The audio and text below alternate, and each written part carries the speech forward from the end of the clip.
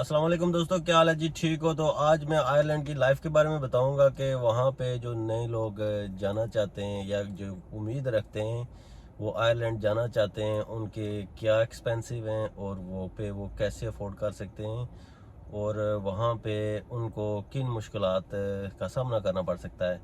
तो सबसे पहले जनाब, इन केस के अगर आपके पास बहुत ज़्यादा एजुकेशन है, आप मसलन डॉक्टर हैं या फिर आप इंजीनियर हैं हाई क्लास के, तो फिर आप अगर ऑनलाइन जॉब अप्लाई करते भी हैं तो अगर कोई कंपनी आपको वर्क परमिट दे देती है तो उसकी पहली रिक्वायरमेंट है कि आपके पास 5.5 प्लस आईलेट्स के बैंड होने चाहिए, कम नहीं होने चाहिए और सब में बराबर होने चाहिए। दूसरी ये है कि इन केस आपको वर्क परमिट आ जाता है और आप आयरलैंड के लिए तैयार हो जाते हैं तो फिर आपको आगे किन चीज़ों का सामना करना पड़ेगा। सबसे पहले आपकी आ जाती है अकोमोडेशन।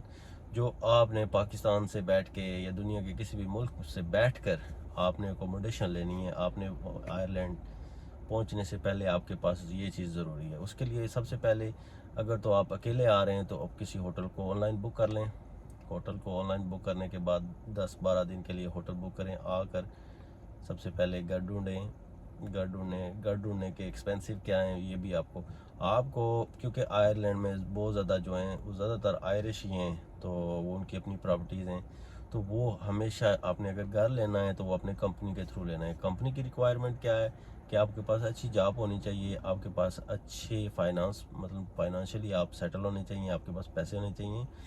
तो फिर कंपनी आपको रेफरेंस किसी बंदे का साथ होना चाहिए, उसके साथ फिर आपको घर दिया जाएगा। अगर आपके पास रेफरेंस नहीं है तो फिर वो आपको कंपनियां कहती हैं कि हमें डबल डिपॉजिट प्लस रेंट दे दें तो आप घर ले सकते हैं। तो घर लेने के लिए आपको उनकी एक DAFT.IE वेबसाइट है या हाउस फॉर रेंट लिखेंगे आयरलैंड ऑनलाइन तो वहाँ पे आपको मज़ीद ऑप्शंस मिल जाएंगी। तो आप अगर किसी कैपिटल सिटी में जा रहे हैं, मतलब डबलिन में जा रहे हैं या कॉर्क, उनकी दो बड़ी सिटीज़ हैं। तो वैसे कैपिटल जो है ना डबलिन है, पहले कॉर्क था फिर डबलिन हो गया। तो अगर आप डबलिन में जा रहे हैं तो फिर आपने अगर 2 बेडरूम घर लेना है तो वो कम से कम 3,000 पर महाना उसका सिर्फ घर का रेंट होगा। सिर्फ 3,000 पर मंथ 2 बेडरूम का महाना मिनिमम जो है वो रेंट होगा। तो अगर आपने रूम शेयर में लेना है तो एक रूम आपको 1,000 यूरो में मिलेगा। तो उसमें आपने बिल्स खुद पे करने हैं, इलेक्ट्रिसिटी, गैस, वाईफाई और ये सारे आपने खुद पे करने हैं।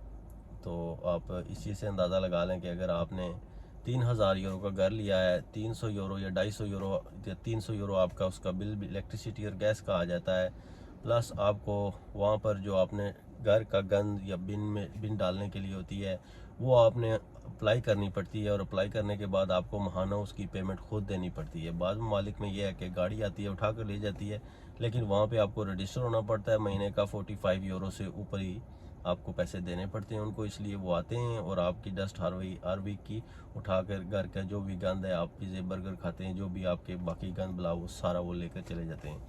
तो उसके लिए भी आपको अलग से 45 या 50 यूरो आपको महाना, इससे प्लस ही है, कम नहीं होंगे। आर सिटी का अपना डिफरेंस है। उसके अलावा आपने वाईफाई लगवाना है तो वो 30-40 यूरो में आपको पैकेज मिल जाएगा महाने का।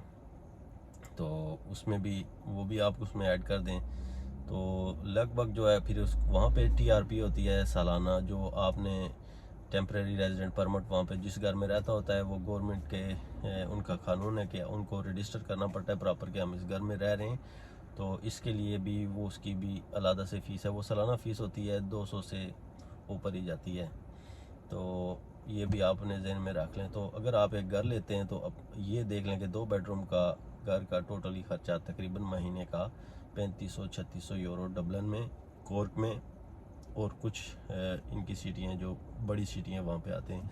फिर साइड एरिया इनके छोटे छोटे गांव आ जाते हैं। अगर आप वहाँ पे चले जाएंगे तो वहाँ पर भी यही 2 बेडरूम का किराया 1200-1300 यूरो प्लस इलेक्ट्रिसिटी, गैस, ये वो सब मिला मिलू के आप फिर भी जाके 2,000 में या 1,800 में जाके यूरो में आपको पड़ेगा।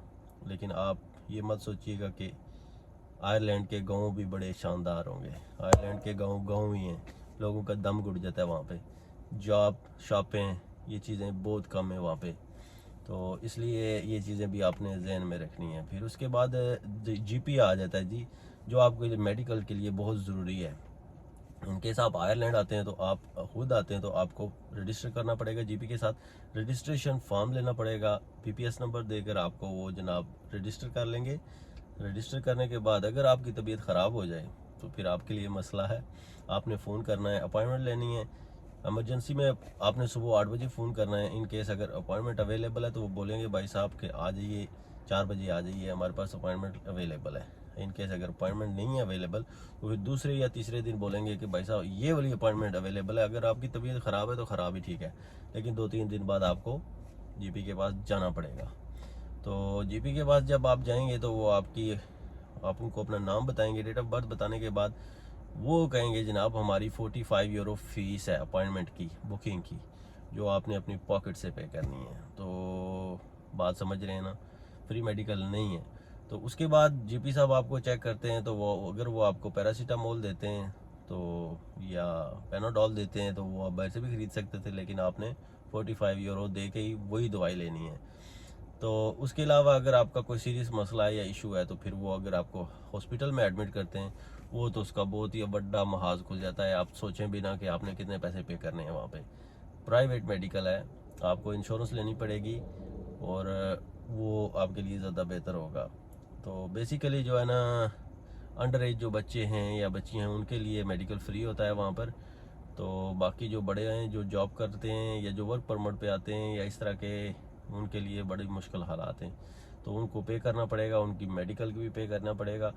मुझे याद आया कि मैं जब वहाँ पर था तो मुझे ना एक मेडिसिन नहीं थी, मेरे बच्चे को एलर्जी हो गई थी, तो मैं जिसकी वजह से मैंने ना लिखा है कि वाई आई लेफ्ट आयरलैंड। तो मैं वहाँ पे जीपी के पास चला गया, उसने चेक किया, उसने मुझे उसने मुझे ना प्रिस्क्रिप्शन दे दी कि भाई साहब जाएँ और दवाई ले लें। तो जब मैं प्रिस्क्रिप्शन लेकर फार्मेसी में गया तो उन्होंने कहा कि ये तो अवेलेबल नहीं है, तो ये मैं बाहर से मंगवानी पड़ेगी। तो मैंने कहा चले मंगवा दें। तो उन्होंने कहा कि 110 यूरो है इसके।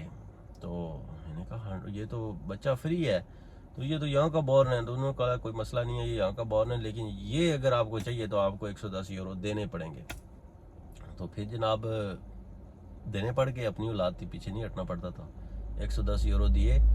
तो बात यह है कि 110 यूरो आप 2 दिन लगा के कमा सकते हो वहाँ पे। तो फिर आपको पता चलेगा कि जब आपने मेडिकल करवाना है अपना, तो अगर आपने थोड़ी बहुत ही मेडिसिन के लिए भी अगर आपको 70-80 यूरो देने पड़ गए तो फिर आप सोचेंगे कि यार किधर पहुँच गए। तो बात यह है कि अगर आप किसी तरीके से हॉस्पिटल पहुँच गए, तबीयत बहुत ज़्यादा ख़राब हो जाए, तो वो भी बड़ा बुरा एक्सपीरियंस है। तो अगर आप वर्क परमिट पे हैं या किसी और ऐसे वर्क के वीज़े पे हैं या कुछ इस तरह है, तो फिर आपके लिए अपनी पॉकेट बड़ी रखनी होगी।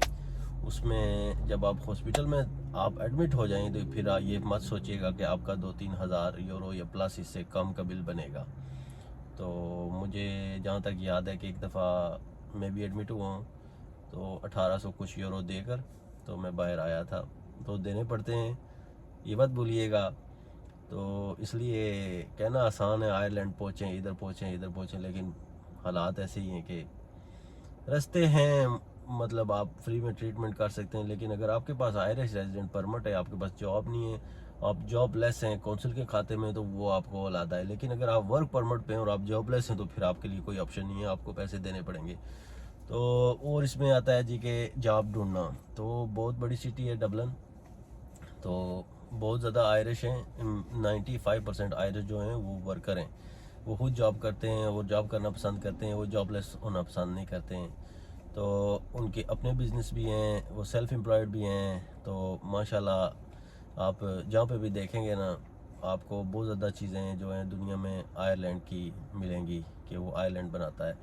तो इसलिए जो है ना, आयरलैंड तरक्की के लिहाज से भी पूरे यूरोप से बेटर है, लेकिन जॉबलेस लोगों के लिए बड़ी मुश्किल है। अभी जो सूरत हाल है वहाँ पे, वो तो अल्लाह ही वारिस है, पता नहीं क्या होगा क्या नहीं होगा, लेकिन लोग बड़े मुश्किल हालात में हैं। जो नए आने वाले लोग हैं उनके लिए तो आप सोचें भी ना कि उनके लिए कितनी स्ट्रगल है और क्या कुछ है। अगर एक बंदा, आम बंदा, अगर मैं जॉब करता हूँ फुल टाइम 9 to 5 या कोई भी एक जॉब है, तो मुझे 1600-1700 यूरो से ऊपर वेज नहीं मिलेगी कभी भी। 1600-1700 यूरो ही वेज मिलेगी, बहुत हुआ तो 1800 यूरो मिल जाएगी। लेकिन उसमें से भी हमारा टैक्स कटेगा, फिर सारा कुछ है। तो फिर जब 2 बेडरूम का आपका ख़र्चा सिर्फ ग्रोसरी निकाल के 1800 बन जाए तो आपने खाना किधर से है? कम अज़ कम एक फैमिली के 2 मेंबर जब तक काम नहीं करते होंगे, आपका गुजारा बहुत मुश्किल है वहाँ पर। तो इसलिए मैंने ये वीडियो बनाई थी कि आयरलैंड की लाइफ के बारे में। बाकी ग्रीनरी उधर बहुत अच्छी है, आप जाएं, कभी आएँ, कभी मौका मिले तो आप उनका वेदर है, साल में 8 महीने तो बारिश ही रहती है। मई से जुलाई के दौरान जो है अच्छे उनके फेस्टिवल्स हैं, अच्छे उनके त्यौहार हैं, फ़न करते हैं लोग, इंजॉय करते हैं, मज़ा करते हैं। तो त्यौहार के मामले में वो बहुत आगे हैं। तो बाकी जो है उनकी सोशल लाइफ है, वो आयरिशों की अपनी सोशल लाइफ है, उसमें हम अदालत नहीं करते। लेकिन बात ये है कि आयरलैंड में एक इस्लामी फैमिली जो है उसके लिए, उनके बच्चों के लिए तालीम और तरबियत में जो है आप अलहदा से ढूंढेंगे कि हमें इस्लामी स्कूल मिले, तो उसके लिए आपको पैसे पे करने पड़ेंगे अलहदा से। और मेरे ख्याल में डबलिन सिटी में इस्लामी स्कूल हैं 1-2 जहाँ पे बच्चे जाते हैं, लेकिन उनकी माहाना जो है फ़ी है 200-250 यूरो से कम नहीं है एक बच्चे की, जो आपको अपनी पॉकेट से देनी होगी अगर आप वहाँ पे रह रहे हैं। तो अगर आप साइड एरिया में रह रहे हैं तो फिर आपने इंग्लिश स्कूल में भेजना है, फिर उनको आयरिश लोगों का कल्चर मिलेगा, और आयरिश बच्चों के कल्चर जो हैं हमारे बच्चों के लिए नहीं है। क्योंकि 2015 में आयरिश ने ना सबसे पहले, यूरोप का सबसे पहला कंट्री है जिन्होंने कानून बना दिया था कि लड़का लड़के से शादी कर सकता है। तो इसलिए मैं ये रेकमेंड करूँगा कि हमारे बच्चों के लिए आयरलैंड के स्कूल किसी काबिल भी नहीं है। अगर आप आयरलैंड में रहते हैं, डबलिन सिटी में रहें, इस्लामिक स्कूल ढूंढें और वहाँ पर भेजें, तो वो आपके लिए बेहतर है। तो आखिर में मैं इस वीडियो का अख्ताम करता हूँ। प्यारे भाइयों, आपको समझ आ गई होगी कि आयरलैंड का कितने एक्सपेंसिव हैं, क्या चीज़ है, क्या वेजेस हैं। तो जो लोग ख्वाहिशमंद हैं उनके लिए कितनी स्ट्रगल है, क्या कुछ है, वो आप इस वीडियो में जान चुके हैं। तो सोच समझ कर जो भी करना है, किसी को पैसे नहीं देने। ये लोग जो कह रहे हैं वर्क परमिट है, ये सिर्फ अगर कोई आ रहा है तो वो अपने बिहाफ पे आ रहा है, उसको वो जॉब मिलेगी, आपको डॉक्टर की मिल जाएगी। आपके पास अब डॉक्टर हैं, हाई क्वालिफाइड डॉक्टर हैं, तो आपको उन्होंने रेकमेंड कर लेना है। लेकिन अगर आप कोई अपनी कंपनी रजिस्टर करा के आपसे पैसे ले रहा है तो वो आपको जॉब नहीं देगा। ये सब फ्रॉड है, जॉब नहीं है वहाँ पे। लोगों के कामकाज बहुत थोड़े हैं, तो उन्होंने आपको बुला के आपसे ही टैक्स लेना है और अपने कारोबार चलाने हैं। तो इससे बचें, परहेज़ करें। तो आखिर में अस्सलाम वालेकुम।